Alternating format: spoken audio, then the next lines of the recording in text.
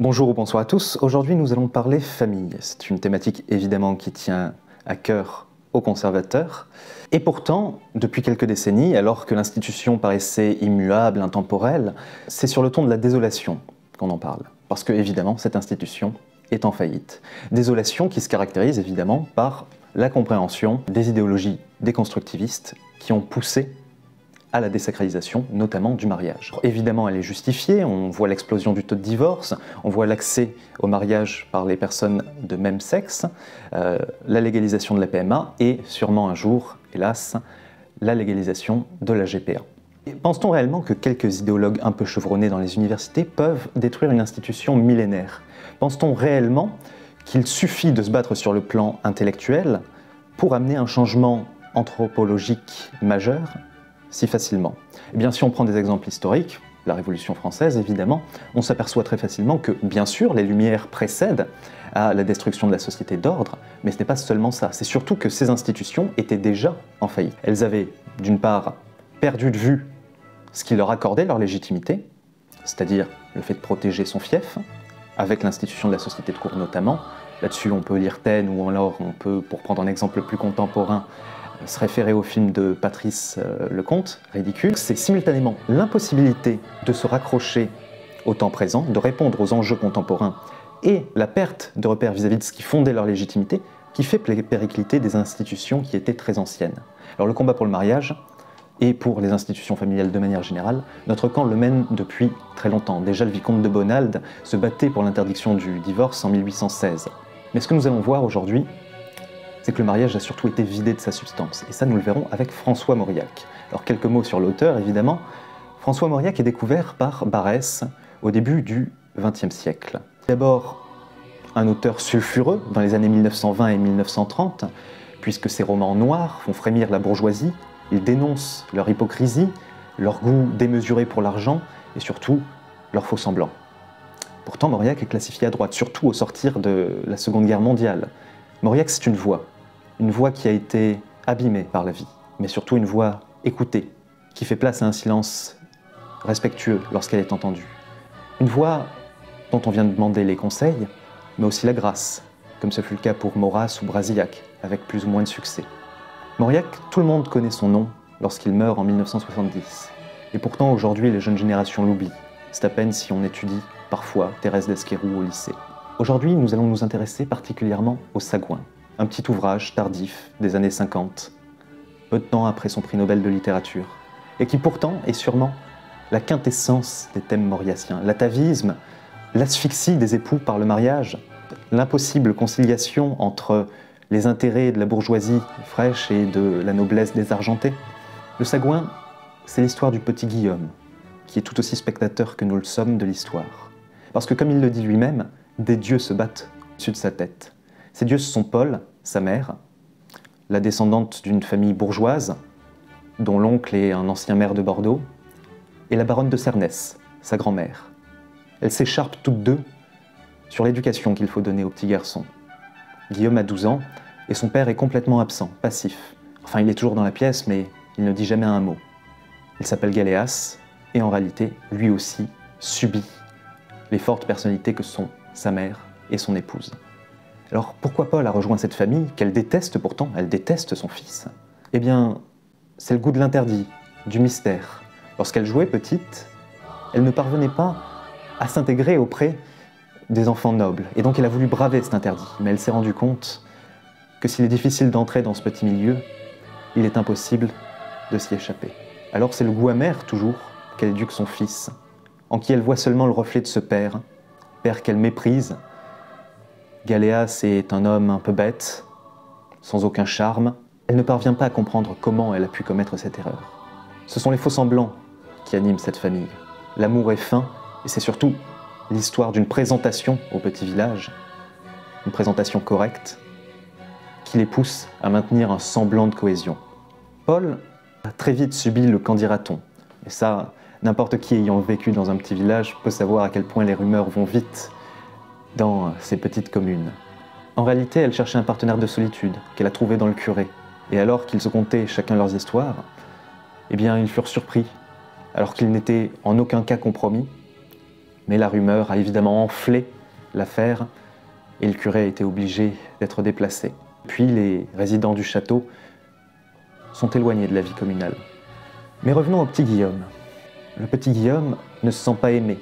Et alors que tout le monde le juge comme étant le reflet de son père, c'est-à-dire hébété, laid, on le surnomme le sagouin justement parce que ses mains pleines de boue, lorsqu'elles viennent essuyer son visage plein de larmes, rendent un tout affreux, eh bien il a un potentiel peut-être. Et c'est justement pour cela qu'il y a une bataille pour son éducation. Pour vous donner une indication du climat qui règne dans cette famille, je me permets de vous lire un dialogue qu'il y a entre la baronne de Cernès et sa bru.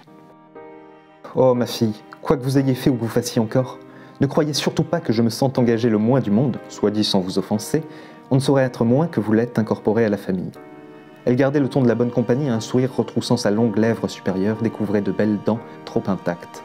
Paul, irrité, déjà se contenait mal. « Il est vrai que je n'ai jamais tenu à ressembler au Cernès. » « Eh bien alors, ma chère fille, réjouissez-vous, personne n'a jamais pu vous faire injure au point de vous prendre pour ce que vous n'êtes pas. » Les faux-semblants tombent dès lors qu'ils sont seuls. La baronne tente vaguement de faire prendre au petit Guillaume des cours particuliers avec le maître communiste du village. Elle échoue et en réalité elle s'en moque, elle sait très bien que le devenir de la famille est assuré par ses autres enfants. Elle veut simplement garder Guillaume comme une récréation auprès d'elle. Paul, elle, va réussir à convaincre l'instituteur, M. Bordas, de voir Guillaume. Et là, un monde s'ouvre aux yeux du petit garçon. Il se rend compte à la fois qu'il a un potentiel, le maître voit qu'il lit bien, qu'il est passionné par ce qu'il lit, et Guillaume prend en admiration le fils de l'instituteur qu'il n'a pourtant jamais vu, mais qu'il idéalise comme un enfant brillant, comme un enfant qui peut-être pourrait lui ouvrir les portes d'une connaissance à laquelle il n'a jamais eu accès. Cependant, cet espoir, il est brisé très rapidement. Il n'y aura pas de deuxième séance, il n'y aura pas de deuxième leçon. Pour la simple et bonne raison que lutte des classes oblige, un communiste ne peut donner de leçons particulières à l'enfant de la noblesse. Et ainsi, alors qu'une énième dispute éclate entre la baronne et Paul, c'en est assez. Galéas, passif, qui à peine hausse la voix de temps à autre pour justifier qu'on ne peut pas se permettre d'insulter son fils devant lui comme cela, prend sa pelisse et va se promener avec son fils. Lorsqu'il le voit, il comprend que comme lui, toute sa vie ne sera que souffrance. Si lui, il a réussi à se rendre amorphe, imperméable aux critiques à la fois de son épouse et de sa mère, ce n'est pas une vie qu'il est convenable de mener. Alors, lorsqu'il s'approche d'une rivière, il prend son fils et ils se noient ensemble. Galéas dévorait des yeux ce petit être trottinant, cette musaraigne blessée, échappée d'un piège et qui saignait. Son fils, pareil à lui, avec toute cette vie à vivre et qui pourtant souffrait déjà, depuis des années. Mais la torture commençait à peine. Les bourreaux se renouvelleraient, ceux de l'enfance ne sont pas ceux de l'adolescence, et il y en aurait d'autres, encore pour l'âge mûr. Saurait-il s'engourdir, s'abrutir? Aurait-il à se défendre à tous les instants de sa vie contre la femme, contre cette femme toujours là, contre cette figure de Gorgone salie de bile? La haine l'étouffait, mais moins forte que la honte, parce que c'était lui, le bourreau de cette femme. Il ne l'avait prise qu'une fois, qu'une seule fois. Elle avait été comme une chienne enfermée, non pas l'espace de quelques jours, mais durant toute sa jeunesse. Et il avait des années encore devant elle à hurler après le mal absent. Et lui, Galéas, de quel songe accompagné de quel geste rompait-il sa faim? Chaque soir, oui, chaque soir, et le matin encore. Tel serait le sort de cet avorton né de leur unique embrassement, qui trottait, se hâtait, vers quoi? Le savait-il? Bien que le petit n'eût à aucun moment tourné la tête, peut-être avait-il flairé la présence de son père. Galéas en fut tout à coup persuadé. Il n'ignore pas que je le suis à la trace. Il ne cherche ni à se cacher de moi, ni à brouiller ses pistes. C'est un guide qui me mène là où il souhaite que j'aille avec lui. Galéas ne regarde pas en face l'issue vers laquelle se hâtent les deux derniers Cernès. Deux aulnes frémissants annoncent que la rivière est proche. Ce n'est plus le roi des aulnes qui poursuit le fils dans une dernière chevauchée, mais l'enfant lui-même qui entraîne son père découronné et insulté vers l'eau endormie de l'écluse, où l'été les garçons se baignent nus. Voici qu'ils sont prêts d'atteindre les humides bords du royaume, où la mère, où l'épouse ne les harcèlera plus. Ils vont être délivrés de la Gorgone, ils vont dormir. Alors bien sûr, les romans de François Mauriac ne se terminent jamais bien. C'est toujours l'esprit de sacrifice qui préside à la conclusion. Toujours, le héros se rend compte de la vacuité de son existence, enfin un héros si on peut l'appeler ainsi, et dans un ultime acte rédempteur, parvient à s'en délivrer. C'est le cas par exemple dans le nœud de vipère. Lorsqu'un époux se rend compte que pour un malentendu, il a refusé l'amour de sa femme pendant 40 ans. C'est surtout l'histoire de l'incompréhension mutuelle des époux, qu'on retrouve aussi dans le désert de l'amour. À la fois une quête de spiritualité, un besoin immatériel pour l'un des deux, que ce soit le féminin ou le masculin, qui ne peut être comblé par un esprit grégaire, un esprit purement terrien, qui a besoin de sensualité, de matérialité. Alors qu'est-ce que Mauriac nous apprend du mariage? Eh bien c'est très simple. C'est que l'éthique bourgeoise en réalité dépossède tout. Qu'elle empêche foncièrement le mariage d'accomplir son objectif, à savoir la transmission, mais pas seulement la transmission de biens matériels, ça c'est ce que veut l'éthique bourgeoise. C'est surtout un patrimoine immatériel, des valeurs. Et ça, c'est complètement effacé évidemment au profit simplement de la transmission pécuniaire, de la préservation du nom. Alors si nous voulons rebâtir un mariage, il nous faut d'abord nous intéresser à la transmission des valeurs, à leur restauration.